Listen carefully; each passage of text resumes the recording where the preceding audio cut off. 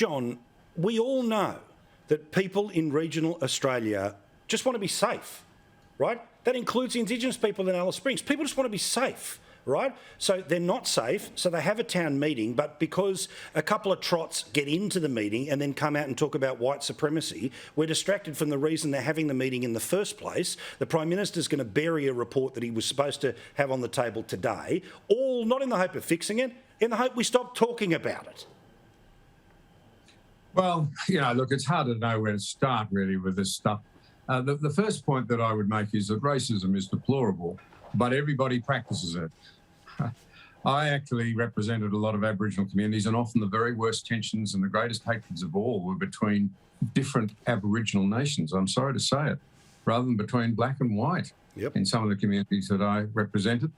This utopian idea that somehow or other one culture is blameless and can show us the light and freedom, and another is totally dark, I think reflects very poorly on the public debate today and is extremely dangerous. The reality is, of course, that many people from the Alice Spring areas, many Indigenous people right around the country, have done very well, have broken free, have found personal lives, have morphed into mainstream society, moved beyond, and they're respected members of the community. You've got to ask what is really happening with those youths.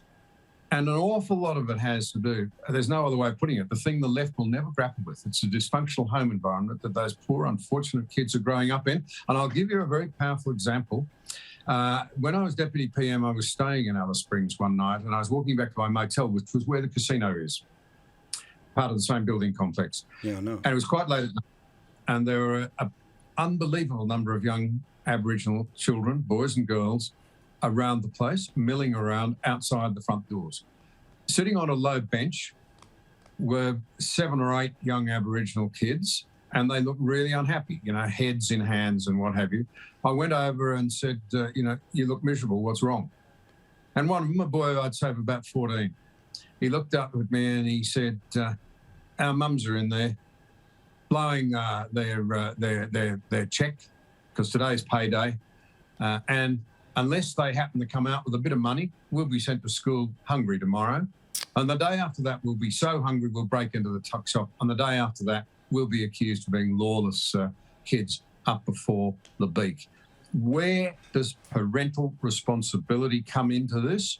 I have the utmost sympathy for the people who are trying to break the cycle, but I keep coming back to this until you can get a generation of young Aboriginal children who have grown up free of the fear, emotional, physical, every other way, of being belted for sex in violent communities with the help of alcohol and, frankly, the deprivation that derives from things like gambling.